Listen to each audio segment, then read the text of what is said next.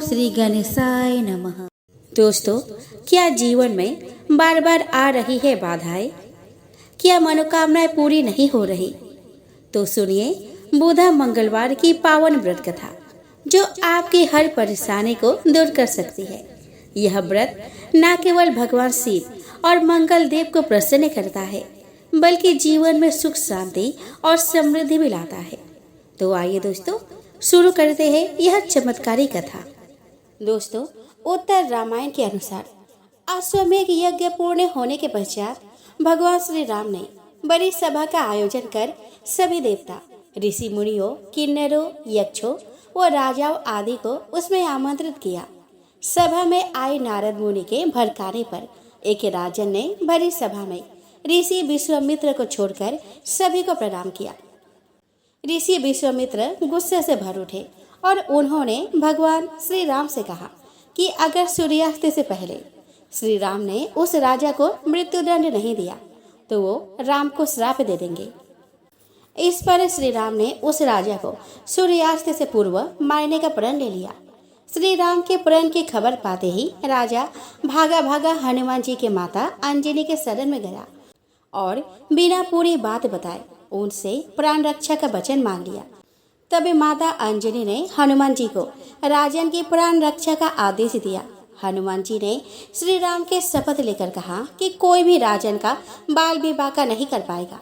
परंतु जब राजन ने बताया कि भगवान श्री राम ने ही उसका वध करने का प्रण किया है, तो हनुमान जी धर्म संकट में पड़ गए कि राजन के प्राण कैसे बचाए और माता का दिया वचन कैसे पूरा करे तथा भगवान श्री राम को श्राप से कैसे बचाए।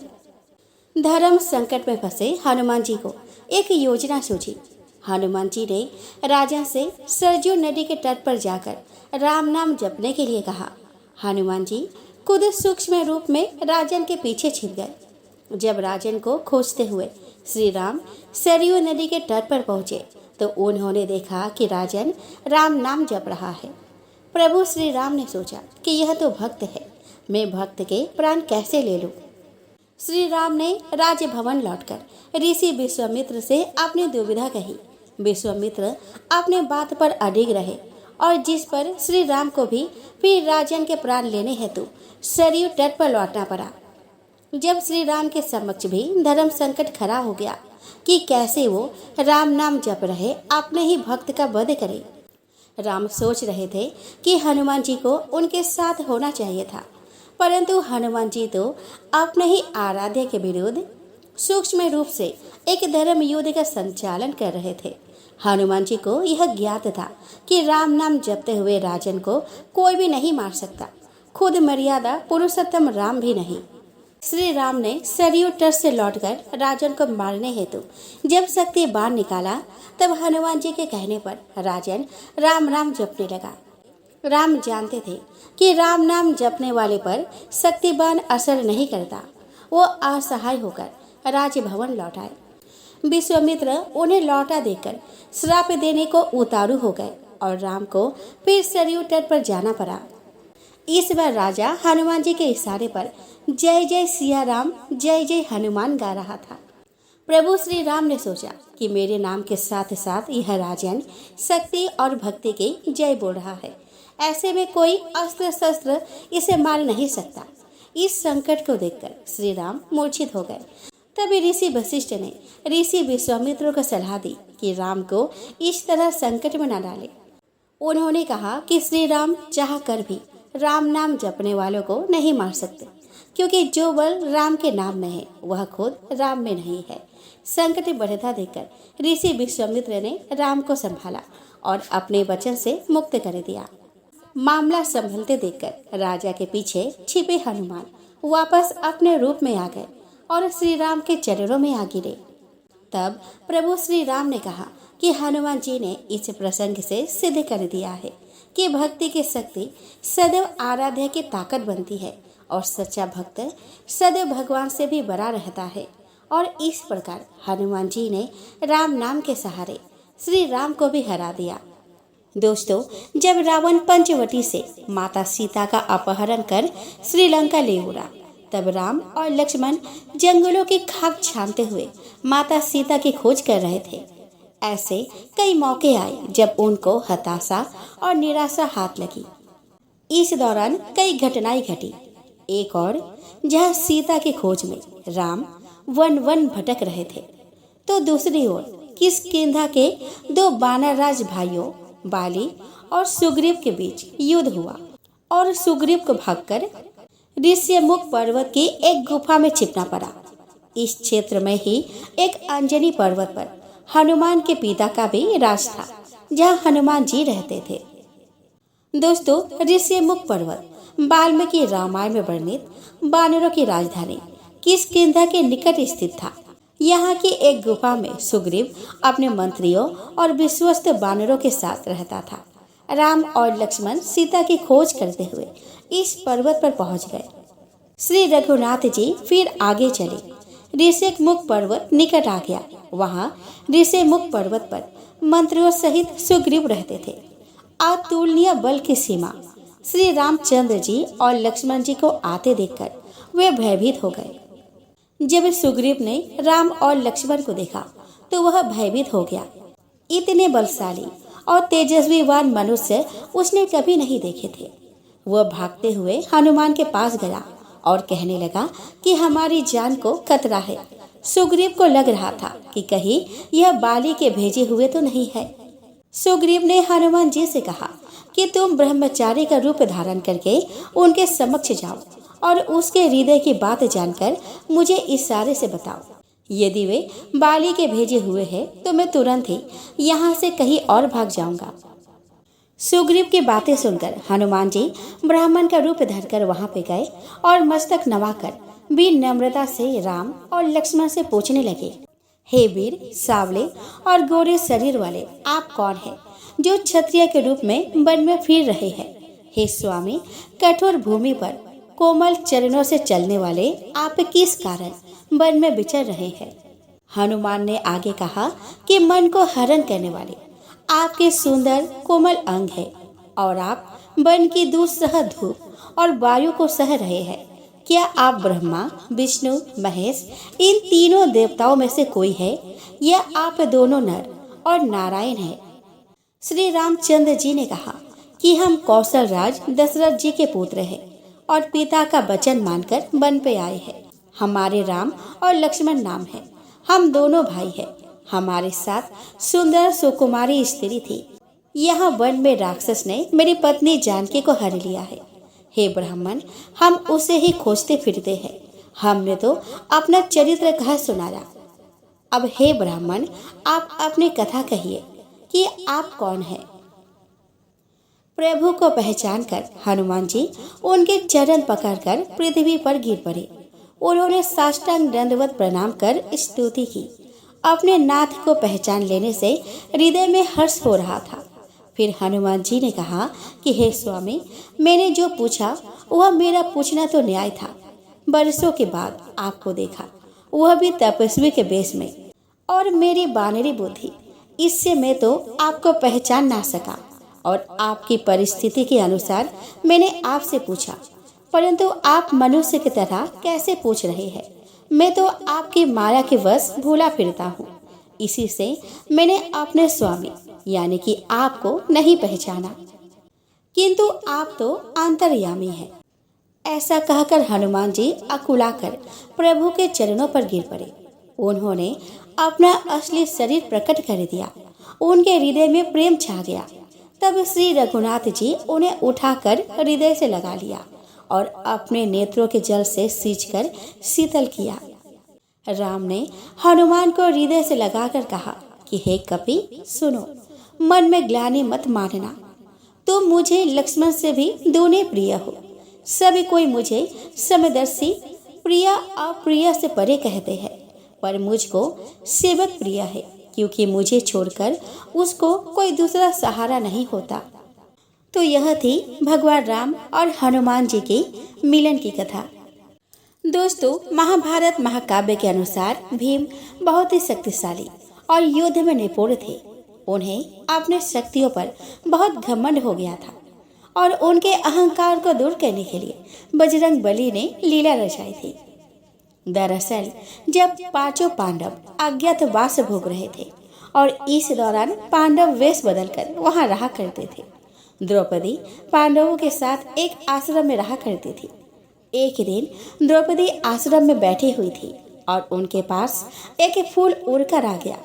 फूल की खुशबू उन्हें इतनी पसंद आई कि उन्होंने भीम को बुलाकर उस पुष्प को लाने को कहा। द्रौपदी की इच्छा को पूरा करने के लिए भीम पुष्प की खोज में निकल पड़े। जब गदाधारी भीम वन में पहुंचे तो उन्होंने रास्ते में एक बूढ़े वानर को लेटे देखा।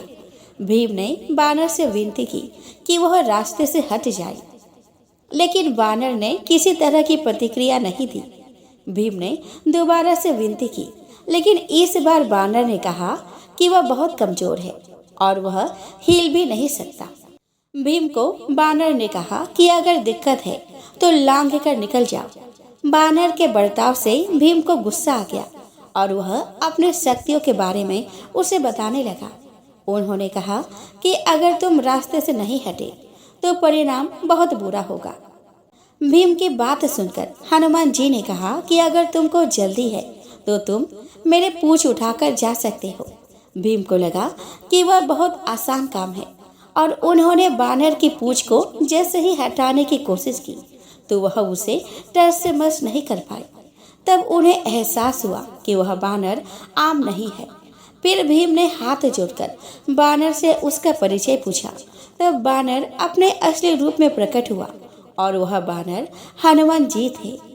बजरंग बली को देखकर भीम चकित रह गए और भीम ने अपने भाई को हाथ जोड़कर नमन किया।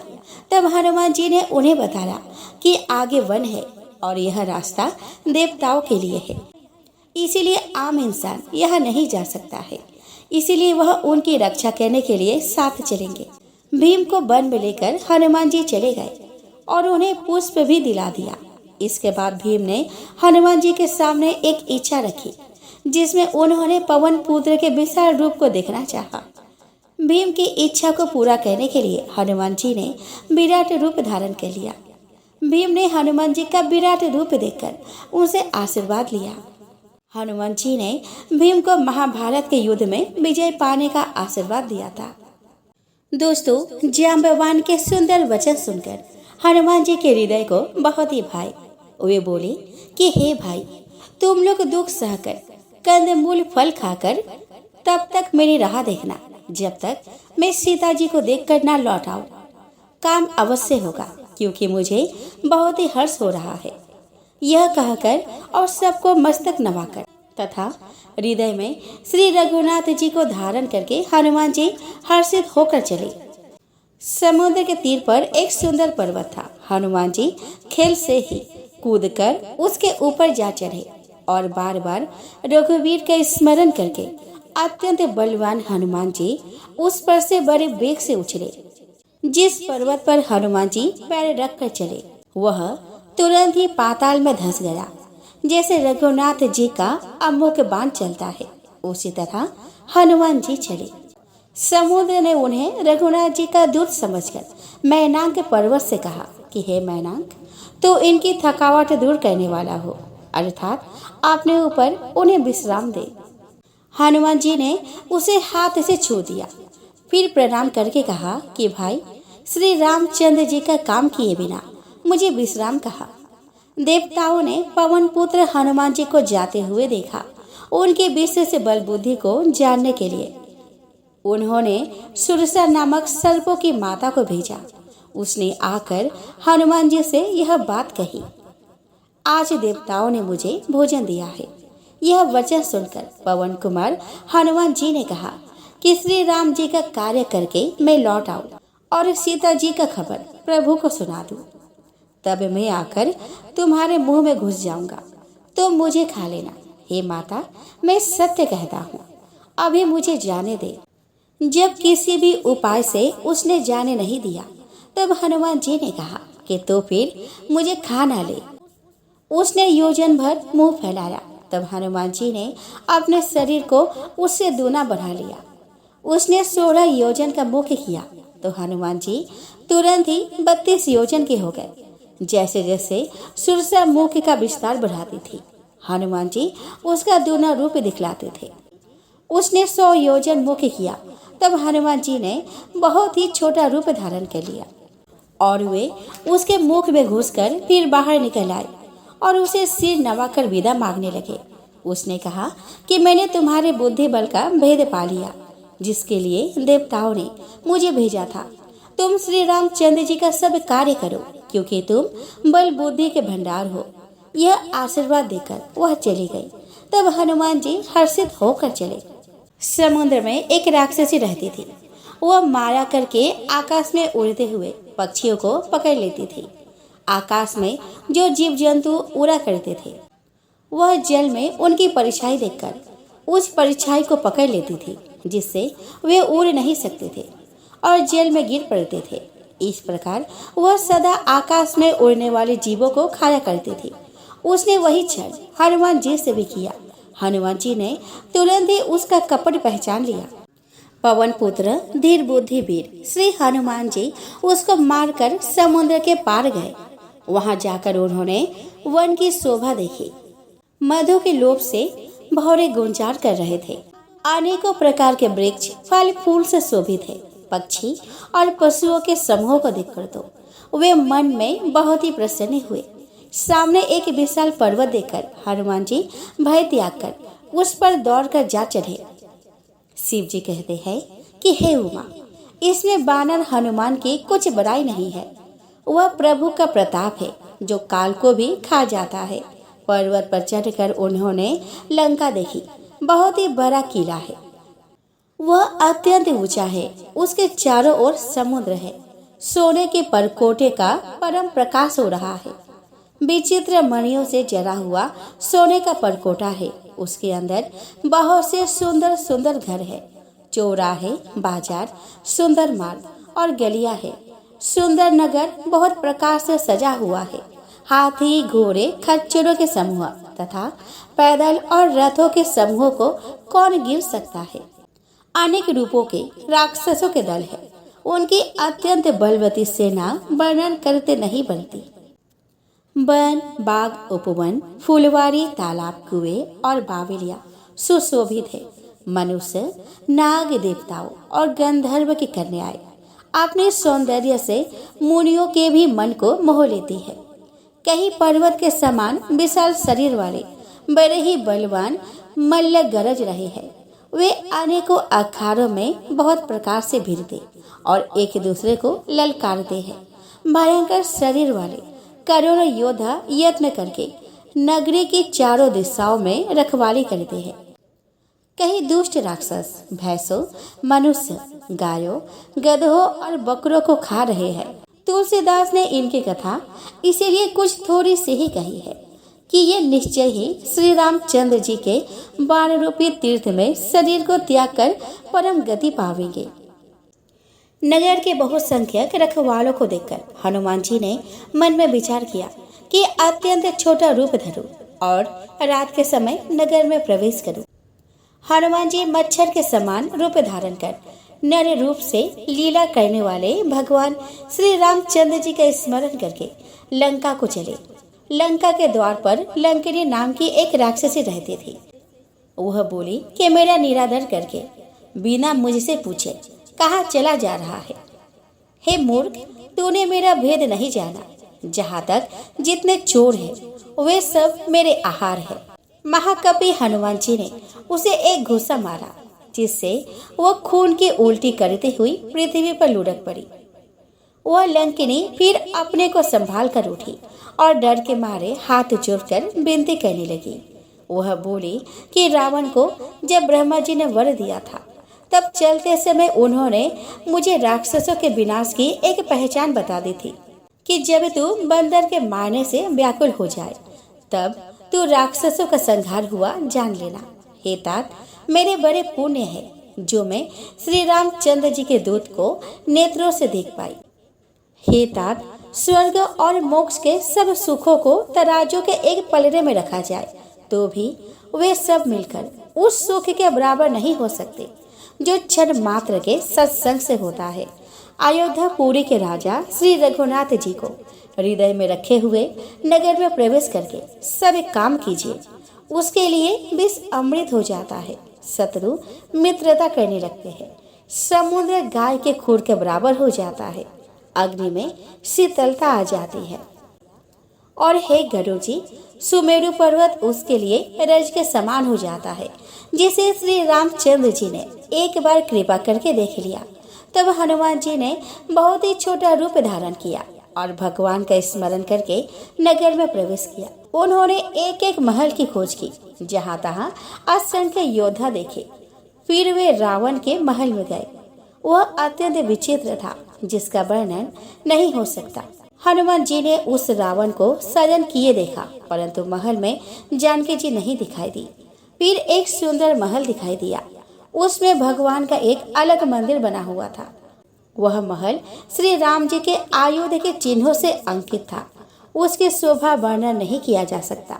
वह नवीन नवीन तुलसी के वृक्ष समूहों को देखकर कपिराज श्री हनुमान जी हर्षित हुए।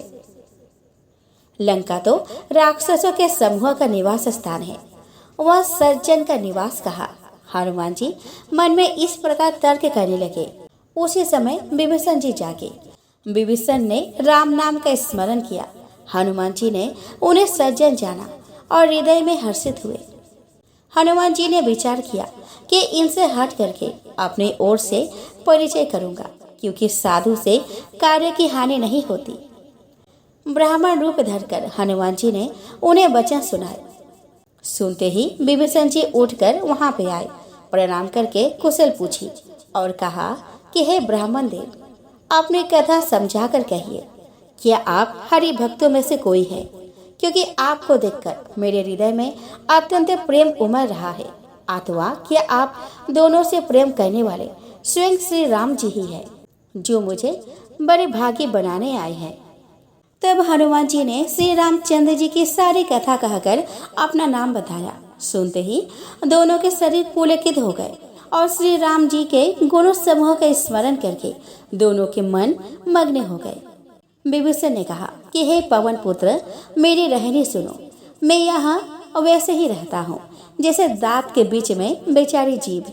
हे तात, मुझे अनाथ जानकर सूर्य कुल के नाथ श्री रामचंद्र जी क्या कभी मुझ पर कृपा करेंगे?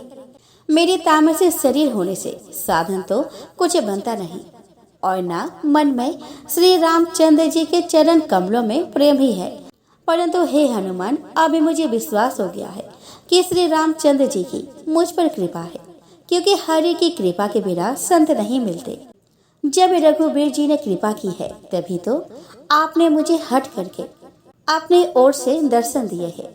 हनुमान जी ने कहा कि हे विभीषण जी, सुनिए, प्रभु की यही रीति है कि वे सेवक पर सदा ही प्रेम किया करते हैं। भला कहिए, मैं ही कौन बड़ा कुलीन हूँ, चंचल वानर हूँ और सब प्रकार से नीच हूँ। प्रातः काल जो हम लोगों का नाम ले, तो उस दिन उसे भोजन ना मिले। हे सखा, सुनिए, मैं ऐसा अधम हूँ, पर श्री रामचंद्र जी तो मुझ पर भी कृपा ही की है। भगवान के गुणों का स्मरण करके हनुमान जी के दोनों नेत्रों में प्रेम अश्रुओं का जल भराया। जो जानते हुए भी ऐसे स्वामी को भुलाकर भटकते फिरते हैं, वे दुखी क्यों ना हो। इस प्रकार श्री राम जी के गुण समूह को कहते हुए उन्होंने परम शांति प्राप्त की। फिर विभीषण जी ने श्री जानकी जी जिस प्रकार वह रहती थी वह सब कथा कही। तब हनुमान जी ने कहा कि हे भाई सुनो, मैं जानकी माता को देखना चाहता हूँ। विभीषण जी ने सब युक्तियां कह सुनाई। तब हनुमान जी विदा लेकर चले। फिर वही पहले का मस्त सरीखा रूप धरकर वे वहां पे गए जहाँ अशोक वन में सीता जी रहती थी। सीता जी को देखकर हनुमान जी ने उन्हें मन में ही प्रणाम किया। उन्हें बैठे ही बैठे रात्रि के 4 पहर बीत गए। शरीर दुबला हो गया है, सिर पर जटाओं की एक बेनी है, हृदय में रघुनाथ जी के गुण समूह का जप करती रहती है। श्री जानकी जी नेत्रों को अपने चरणों में लगाए हुए है और मन श्री राम जी के चरण कमलों में लीन है। जानकी जी को दीन देखकर पवन पुत्र हनुमान जी बहुत ही दुखी हुए। हनुमान जी वृक्ष के पत्तों में छिपे रहे और विचार करने लगे कि हे भाई, क्या करूं। उसी समय बहुत सी स्त्रियों को साथ लिए सज धज कर रावण वहां पे आया। उस दुष्ट ने सीता जी को बहुत प्रकार से समझाया, साम दान भय और भेद दिखलाया। रावण ने कहा कि हे सुमुखी, हे सयानी, सुनो, मंदोदरी आदि सब रानियों को मैं तुम्हारी दासी बना दूंगा। यह मेरा प्रण है। तुम एक बार मेरी ओर देखो तो सही। अपने परम स्नेही कौशलाधीश श्री रामचंद्र जी का स्मरण करके जानकी जी तिनके की आड़ करके कहने लगी, हे दस मुख सुन, जोगुनों के प्रकाश से कभी कमलिनी खिल सकती है। जानकी जी फिर कहती है कि तू अपने लिए भी ऐसा ही मन में समझ ले। हे दुष्ट, तुझे श्री रघुवीर के बाण की खबर नहीं है। रे पापी, तू मुझे सूर्य में हर लाया है। हे अधम निर्लज, तुझे लज्जा नहीं आती। अपने को जुगनू के समान और रामचंद्र जी को सूर्य के समान सुनकर और सीता जी के कठोर वचनों को सुनकर रावण तलवार निकालकर बड़े गुस्से में आकर बोला कि सीता, तूने मेरा अपमान किया है। मैं तेरा सिर इस कठोर कृपण से काट डालूंगा, नहीं तो अब भी जल्दी मेरी बात मान ले। हे सुमुखी, नहीं तो जीवन से हाथ धोना पड़ेगा। सीता जी ने कहा कि हे दशग्रीव, प्रभु की भुजा जो श्याम कमल के माला के समान सुंदर और हाथी के सुर के समान पुष्ट तथा विशाल है, या तो वह भुजा ही मेरे कंठ में पड़ेगी या तेरी भयानक तलवार ही। रे सठ, सुन, यह मेरा सच्चा प्रण है। सीता जी कहती है कि हे चंद्रहास, श्री रघुनाथ जी के विरह की अग्नि से उत्पन्न मेरी बड़ी भारी जलन को तू हर ले। हे तलवार, तू शीतल, तीव्र और श्रेष्ठ धारा बहाती है। तू मेरा दुख के बोझ को हर ले। सीता जी के यह वचन सुनते ही वह मारने दौड़ा। तब मैं दानव की पुत्री मंदोदरी ने नीति कहकर उसे समझाया। तब रावण ने सब राक्षसियों को बुलाकर कहा कि जाकर सीता को बहुत प्रकार से भय दिखलाओ। यदि महीने भर में यह कहा न माने तो मैं इसे तलवार निकालकर मार डालूंगा। यूं कहकर रावण घर चला गया। यह राक्षसों के समूह बहुत से बुरे रूप धरकर सीता जी को भय दिखाने लगे। उनमें एक त्रिजटा नाम की राक्षसी थी। उसकी श्री रामचंद्र जी के चरणों में प्रीति थी और वह विवेक में निपुण थी। उसने सबों को बुलाकर अपना स्वप्न सुनाया और कहा कि सीता जी की सेवा करके अपना कल्याण कर लो। स्वप्न में मैंने देखा कि एक बंदर ने लंका जला दी है। राक्षसों की सारी सेना मार डाली गई। रावण नंगा है और गधे पर सवार है। उसके सिर मुड़े हुए हैं और 20 भुजाएं कटी हुई है। इस प्रकार से वह दक्षिण दिशा की ओर जा रहा है और मानो लंका विभीषण ने पाई है। नगर में श्री रामचंद्र जी की दुहाई फिर गई। तब प्रभु ने सीता जी को बुला भेजा। मैं पुकार कर निश्चय के साथ कहती हूँ कि यह स्वप्न कुछ ही दिनों बाद सत्य होकर रहेगा। उसके वचन सुनकर वे सब राक्षसियां डर गई और जानकी जी के चरणों पर गिर पड़ी। तब इसके बाद वे सब जहाँ तहाँ चली गई। सीता जी मन में सोच करने लगी कि 1 महीने बीत जाने पर नीच राक्षस रावण मुझे मारेगा। सीता जी हाथ जोड़कर त्रिजटा से बोली कि हे माता, तू मेरी विपत्ति की संगिनी है। जल्दी कोई ऐसा उपाय कर जिससे मैं शरीर छोड़ सकूं। विरह असहाय हो चला है, अब यह सहा नहीं जाता। काठ लाकर चिता बनाकर सजा दे हे माता, फिर उसमें आग लगा दे। हे सयानी, तू मेरी प्रीति को सत्य कर दे। रावण की सूल के समान दुख देने वाली बाणी कानों से कौन सुने। सीता जी के वचन सुनकर त्रिजटा ने चरण पकड़कर उन्हें समझाया और प्रभु का प्रताप, बल और सुयश सुनाया। उसने कहा कि हे सुकुमारी, सुनो, रात्रि के समय आग नहीं मिलेगी। ऐसा कहकर वह अपने घर को चली गई। सीता जी मन ही मन कहने लगी कि क्या करूं, विधाता ही विपरीत हो गया। न आग मिलेगी न पीड़ा मिटेगी। आकाश में अंगारे प्रकट दिखाई दे रहे हैं, पर पृथ्वी पर एक भी तारा नहीं आता। चंद्रमा अग्निमय है, किंतु वह भी मानो मुझे हतभागिनी जानकर आग नहीं बरसाता। हे अशोक वृक्ष, मेरी विनती सुन, मेरा शोक हर ले और अपना नाम सत्य कर। तेरे नए नए कोमल पत्ते अग्नि के समान है। अग्नि दे, विरह रोग का अंत मत कर। तेरे नए नए कोमल पत्ते अग्नि के समान है। अग्नि दे, विरह रोग का अंत मत कर, अर्थात विरह रोग को बढ़ाकर सीमा तक ना पहुंचा। सीता जी को विरह से परम व्याकुल देखकर वह क्षण हनुमान जी को कल्प के समान बीता।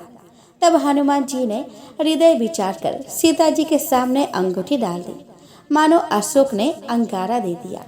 यह समझकर सीता जी ने हर्षित होकर उसे उठाकर हाथों में ले लिया। तब उन्होंने राम नाम से अंकित अत्यंत सुंदर एवं मनोहर अंगूठी देखी। अंगूठी को पहचान कर सीता जी आश्चर्यचकित होकर उसे देखने लगी और हर्ष तथा विषाद से हृदय में अकुला उठी। वे सोचने लगी कि श्री रघुनाथ जी तो सर्वथा अजय है और उन्हें कौन जीत सकता है, और माया से ऐसी अंगूठी बनाई नहीं जा सकती। सीता जी मन में अनेक प्रकार के विचार कर रही थी। इसी समय हनुमान जी मधुर वचन बोले।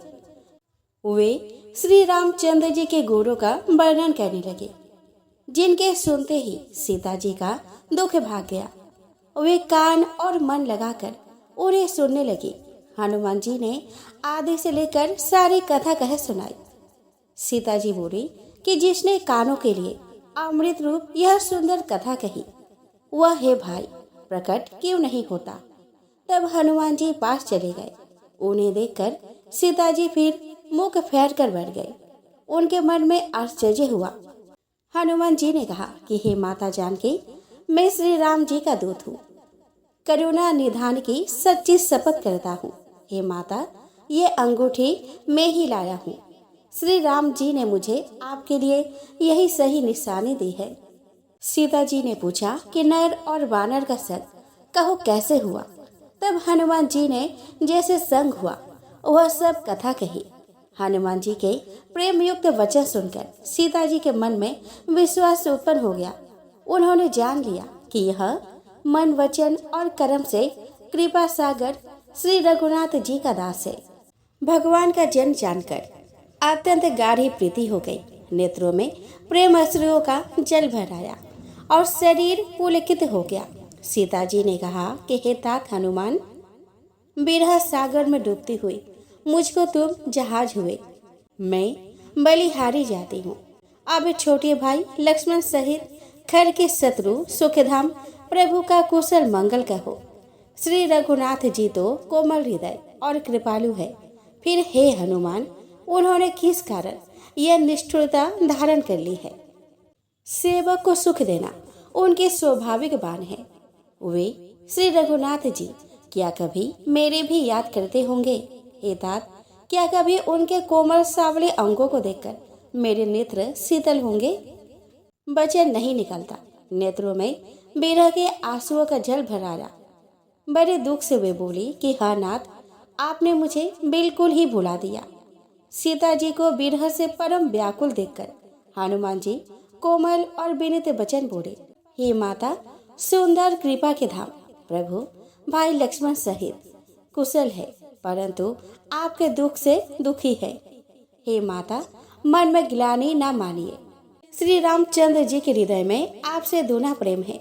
हे माता, आप धीरज धरकर श्री रघुनाथ जी का संदेश सुनिए।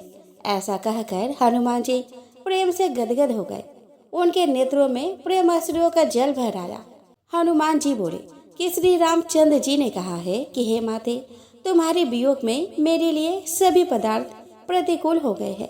वृक्षों के नए नए कोमल पत्ते मानो अग्नि के समान, रात्रि काल रात्रि के समान, चंद्रमा सूर्य के समान हो गया है और कमलों के वन भालों के वन के समान हो गए हैं। मेघ मानो खौलता हुआ तेल बरसाते हैं। जो हित करने वाले थे वही अब पीड़ा देने लगे हैं। त्रिविध वायु सांप के श्वास के समान जहरीली हो गई है। मन का दुख कह डालने से भी कुछ घट जाता है, पर कहूँ किससे, यह दुख कोई जानता नहीं। हे प्रिय, मेरे और तेरे प्रेम का तत्व एक मेरा मन ही जानता है और वह मन सदा तेरे ही पास रहता है। बस मेरे प्रेम का सार इतने में ही समझ ले। प्रभु का संदेश सुनते ही जानकी जी प्रेम से मग्न हो गई। उन्हें शरीर की सुध न रही। हनुमान जी ने कहा कि हे माता, हृदय में धैर्य धारण करो और सेवकों को सुख देने वाले श्री राम जी का स्मरण करो। श्री रघुनाथ जी की प्रभुता को हृदय में लाओ। राक्षसों के समूह पतंगों के समान और श्री रघुनाथ जी के बाण अग्नि के समान है। हे माता, हृदय में धैर्य धारण करो और राक्षसों को जला ही समझो। श्री रामचंद्र जी ने यदि खबर पाई होती तो वे विलंब ना करते। हे जानकी जी, राम बाण रूपी सूर्य के उदय होने पर राक्षसों की सेना रूपी अंधकार कहाँ रह सकता है। हे माता, मैं आपको अभी यहाँ से लेवा जाऊं, पर श्री रामचंद्र जी का शपथ है, मुझे प्रभु की आज्ञा नहीं है। अतः हे माता, कुछ दिन और धीरज धरो। श्री रामचंद्र जी वानरों सहित यहाँ पे आवेंगे और राक्षसों को मारकर आपको ले जाएंगे। नारद आदि ऋषि मुनि तीनों लोकों में उनका यश गाएंगे। सीता जी ने कहा कि हे पुत्र, सब वानर तुम्हारे ही समान नन्हे नन्हे से होंगे। राक्षस तो बड़े बलवान योद्धा है। अतः मेरे हृदय में बड़ा भारी संदेह होता है कि तुम जैसे बंदर राक्षसों को कैसे जीतोगे। यह सुनकर हनुमान जी ने अपना शरीर प्रकट किया। सोने के पर्वत सुमेरु के आकार का अत्यंत विशाल शरीर था, जो युद्ध में शत्रुओं के हृदय में भय उत्पन्न कराने वाला अत्यंत बलवान और वीर था। तब उसे देखकर सीता जी के मन में विश्वास हुआ। हनुमान जी ने फिर छोटा रूप धारण कर लिया। हे माता सुनो, वानरों में बहुत बल बुद्धि नहीं होती, परंतु प्रभु के प्रताप से बहुत छोटा सर्प भी गरुड़ों को खा सकता है। भक्ति, प्रताप, तेज और बल से सनी हुई हनुमान जी के बारे सुनकर सीता जी के मन में संतोष हुआ। उन्होंने श्री राम जी के प्रिय जानकर हनुमान जी को आशीर्वाद दिया कि हे तात, तुम बल और शील के निधान हो। हे पुत्र, तुम अजर अमर और गुरु के खजाने हो। श्री रघुनाथ जी तुम पर बहुत कृपा करे, प्रभु कृपा करे। ऐसा कानों से सुनते ही हनुमान जी पूर्ण प्रेम से मग्न हो गए। हनुमान जी ने बार बार सीता जी के चरणों में सिर नवाया और फिर हाथ जोड़कर कहा कि हे माता, अब मैं कृतार्थ हो गया। आपका आशीर्वाद अमोघ है, यह बात प्रसिद्ध है। हे माता सुनो, सुंदर फल वाले वृक्षों को देखकर मुझे बड़ी ही भूख लगाई है। सीता जी ने कहा कि हे बेटा सुनो, बड़े भारी योद्धा राक्षस इस वन की रखवाली करते हैं। हनुमान जी ने कहा कि हे माता, यदि आप मन में सुख माने, प्रसन्न होकर आज्ञा दे, तो मुझे उनका भय तो बिल्कुल नहीं है। हनुमान जी को बुद्धि और बल में निपुण देखकर जानकी जी ने कहा कि जाओ हे तात, श्री रघुनाथ जी के चरणों को हृदय में धारण करके मीठे फल खाओ। वे सीता जी को सिर नवाकर चले और बाग में घुस गए, फल खाए और वृक्षों को तोड़ने लगे। दोस्तों, एक समय की बात है, एक ब्राह्मण दंपति की कोई संतान नहीं थी, जिस कारण वह बेहद दुखी थे। एक समय ब्राह्मण वन में हनुमान जी की पूजा के लिए गया। वह उसने पूजा के साथ महावीर जी से एक पुत्र की कामना की। घर पर उसकी स्त्री भी पुत्र की प्राप्ति के लिए मंगलवार का व्रत करती थी। वह मंगलवार के दिन व्रत के अंत में हनुमान जी को भोग लगाकर ही भोजन किया करती थी। एक बार व्रत के दिन ब्राह्मणी ना भोजन बना पाई और ना ही हनुमान जी को भोग लगा सकी। उसने प्रण किया कि वह अगले मंगलवार को हनुमान जी को भोग लगाकर ही भोजन करेंगे। वह भूखी प्यासी 6 दिन तक पड़ी रही। मंगलवार के दिन वह बेहोश हो गई। हनुमान जी उसकी निष्ठा और लगन को देखकर प्रसन्न हो गए। उन्होंने आशीर्वाद स्वरूप ब्राह्मणी को एक पुत्र दिया और कहा कि यह तुम्हारी बहुत सेवा करेगा। बालक को पाकर ब्राह्मणी अति प्रसन्न हो गई। उसने बालक का नाम मंगल रखा। कुछ समय उपरांत जब ब्राह्मण घर आया तो बालक को देखकर पूछा कि यह कौन है। पत्नी बोली कि मंगलवार व्रत से प्रसन्न होकर हनुमान जी ने उसे यह बालक दिया है। ब्राह्मण को अपनी पत्नी की बात पर विश्वास नहीं हुआ।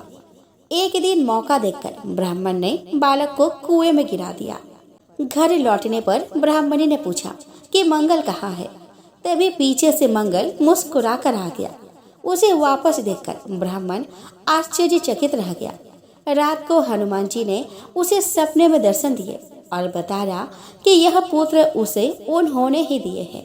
ब्राह्मण सत्य जानकर बहुत खुश हो गया।